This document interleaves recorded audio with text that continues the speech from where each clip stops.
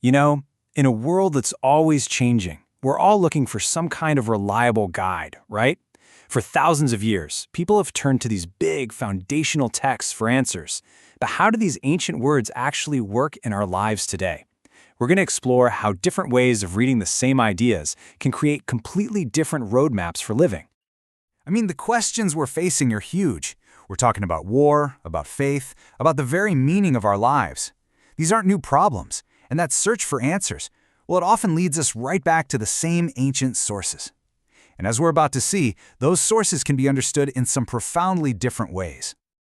So, to really see how this works, we're going to dive into 3 different frameworks. They're drawn from really different traditions, everything from religious scholarship to secular philosophy. We're going to look at a military doctrine, a theological relationship, and a philosophical quest for virtue. Each one offers a totally unique guide for modern life. Okay, let's start with one of the most high-stakes issues you can imagine: warfare. Our first framework comes from a modern military analysis, but it's based on a directive found in the ancient book of Deuteronomy. This one line, just a few words, "until it is subdued," becomes the entire foundation for a military strategy. The source material we're looking at here argues this isn't just, some helpful advice. It's interpreted as a direct command. So, the whole thing hinges on this one word, subdued. What does it actually mean? Well, according to this interpretation, it doesn't just mean a temporary ceasefire.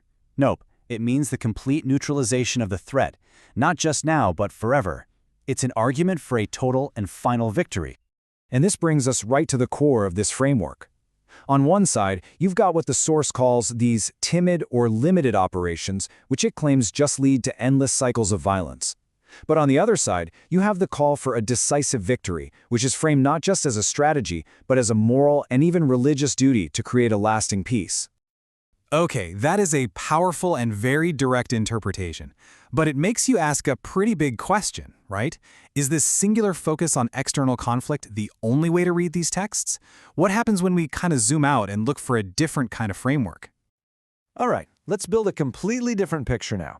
We're actually going to stick with the same ancient text, Deuteronomy, but we're going to look at it through a theological lens, not to figure out how to fight a war, but how to live a life of faith. So get this, another source is analyzing the exact same text, but instead of pulling out a military doctrine, this interpretation builds a framework that's all about the relationship between humanity and God. And you can see right away, the focus here is totally different. It's not about subduing some external enemy. It's about understanding an internal, spiritual reality. This framework breaks down into ideas like God's attributes, historical memory, and what the proper human response should be. So the first pillar of this whole framework is historical memory. The text talks about events like the Exodus from the iron furnace of Egypt. And the theological takeaway here? That shared history, specifically a history of redemption, is the absolute bedrock of faith. It's something that has to be remembered. Next up is the human response. This guide is all about personal action. The key phrases from the text are things like be careful, seek, return. It's calling for an active internal response, a kind of spiritual turning back to God through obedience. So, what's the end game here? What's the whole point? Well, according to this framework, it's to know Him, be blessed, to enjoy life within this sacred relationship, this covenant. It's a very different goal from subduing an enemy, that's for sure. Okay, so we've seen 2 very different frameworks from just one tradition. Now let's zoom way, way out, beyond any single religion, to a more universal philosophical quest, the search for a virtuous and ethical life. This time, our source is a classic Chinese philosophical text, and this represents a much broader human tradition of seeking guidance not from a divine command, but from reason and from studying human character. The core question is really simple. What does it mean to be a good person? The central idea here is a concept called dexing. You could translate it as virtue or moral character. This framework isn't about following external rules for a specific war or a specific covenant. It's all about cultivating an internal disposition, your moral fiber, that becomes the very basis of a meaningful life, no matter what your circumstances are.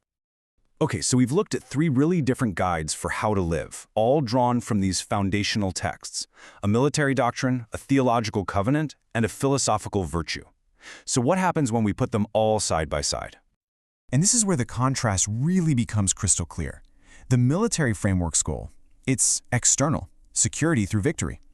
The theological framework's goal is relational, keeping up a covenant with God. And the philosophical framework's goal is internal, building a virtuous character to have a meaningful life. So here's the big takeaway. While the answers are profoundly different, they're all responding to the same fundamental human need for a guide. It really shows that how we read our guiding texts, whether we're looking for rules or relationships or reasons, is just as important as the texts themselves. They're almost like mirrors, reflecting what we're looking for from the world. And that brings the question right back to us, doesn't it? We've seen these frameworks focused on security, on relationships, and on inner character. It really forces you to think, whether we know it or not, we all operate from some kind of personal framework. So what are the core principles that guide you?